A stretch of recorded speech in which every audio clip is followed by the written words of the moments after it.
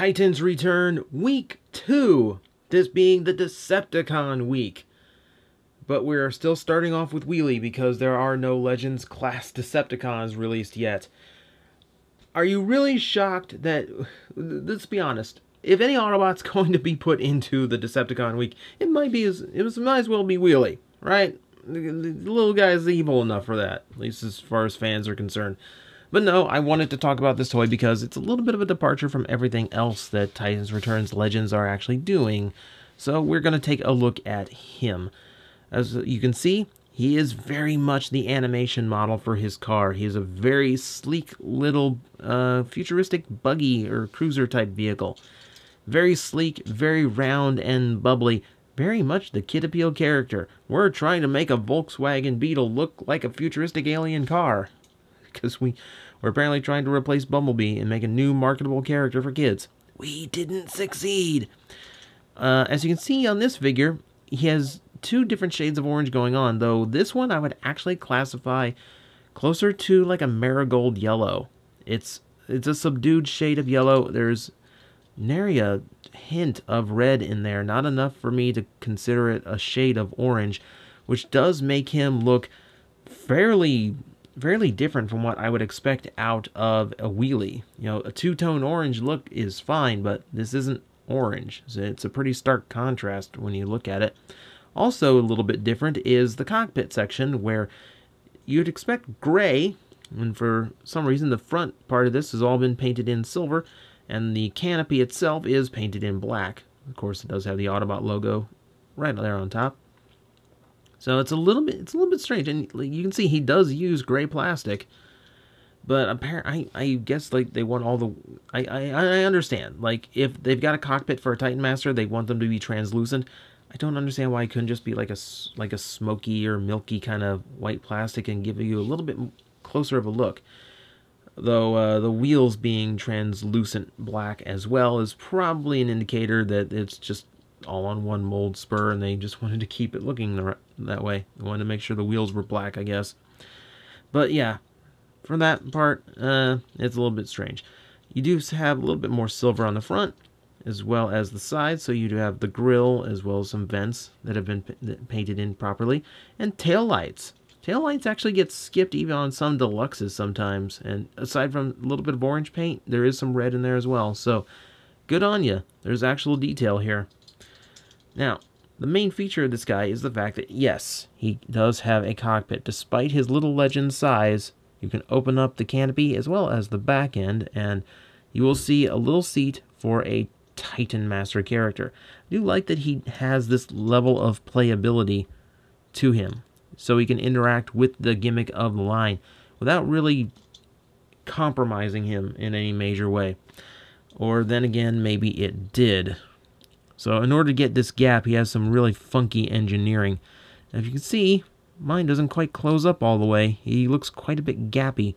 And unfortunately, there's nothing I can do about that. I squeeze it together and just opens it up again. And a lot of them does not feel like it pegs together solidly. More than once, this vehicle mode's kind of flown apart on me as I was trying to sync pegs and sockets together, which is really not what you want when you're trying to engineer a solid vehicle mode.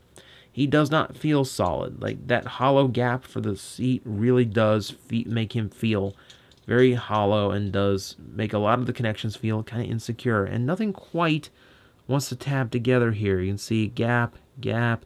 You can see where that tab in the canopy is supposed to go. It doesn't go there. It's a little bit unfortunate. But hey, it's the vehicle mode. Let's actually get him to robot mode and see if you can salvage it.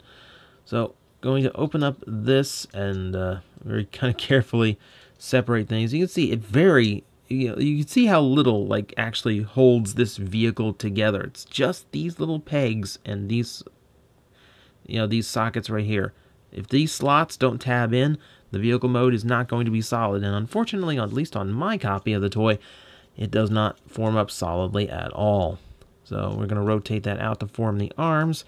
The head we can go ahead and flip out just so the upper body is close to being done.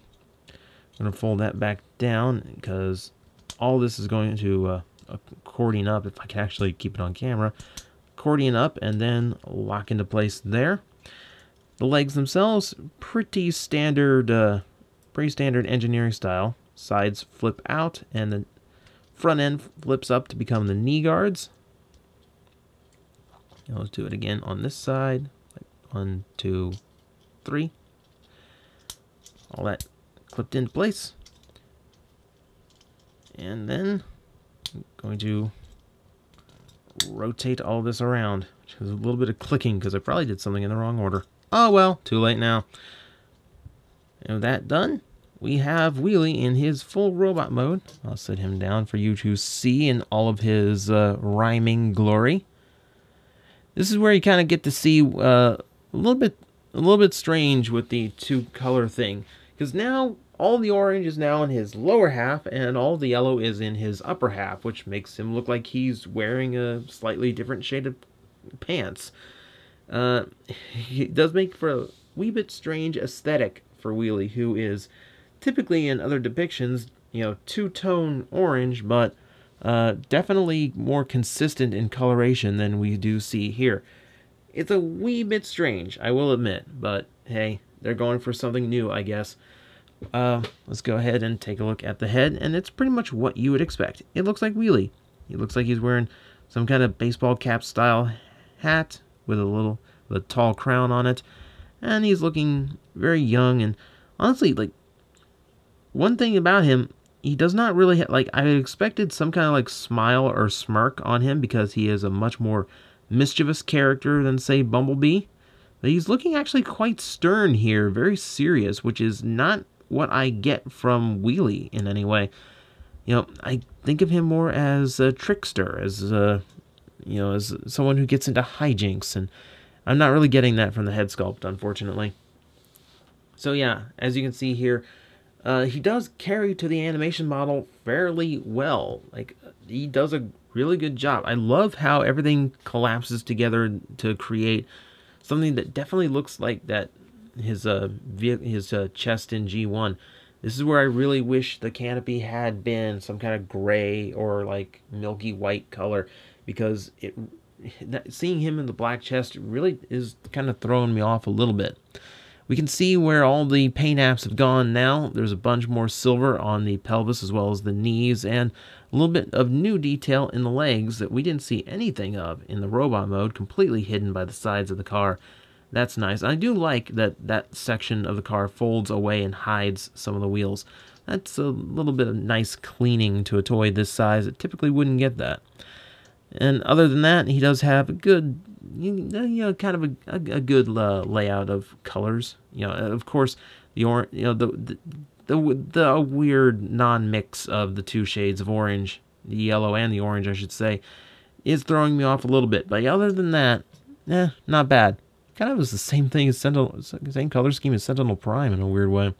So for articulation in this mode, he does have ball-jointed shoulders, which have some restriction because of the way the ball joints themselves are cut. They're not the tightest things in the world, but hey, they get the job done. The head is on a swivel, so it does rotate around to look in any direction he wants. Ball-jointed elbows, so they have rotation and 90-degree bend. We do have a waist joint, which does start clicking into parts, so it's a little bit restricted, but for the most part, you get what you need. Thighs do work pretty well. A lot of range. On mine, one of the ball joint sockets does not want to completely sink onto the ball, which really gets annoying. And I think this is why his vehicle mode doesn't go solidly together for me.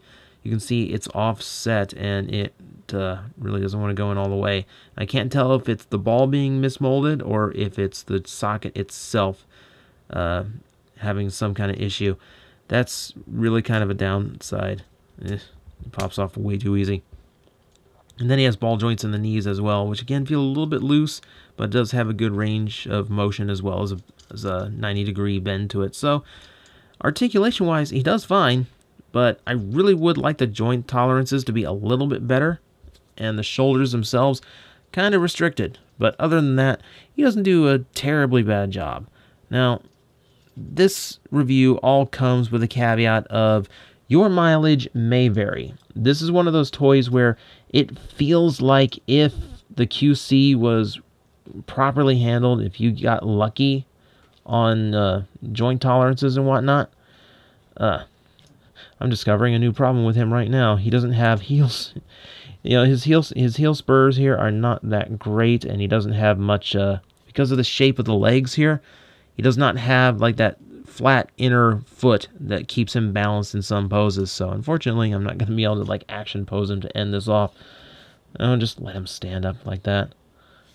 I will say, if you actually held on to your GDO wheelie, his hands are 5mm ports, so he can actually accommodate that old slingshot weapon. So I know someone would ask, so there you go. But yeah, that is Legends Class Wheelie from Titan's Return. The vehicle and robot modes are spot on with his designs. I really, really dig that. If the joint tolerances were better, this thing would be so good. But unfortunately, at least on my copy of the toy, there's just way too many little issues that start mounting up and really bring the quality of the figure down. Hopefully yours is a little bit better. Hopefully Takara's a little bit better. But for this one, unfortunately, it didn't work out so well. Oh well.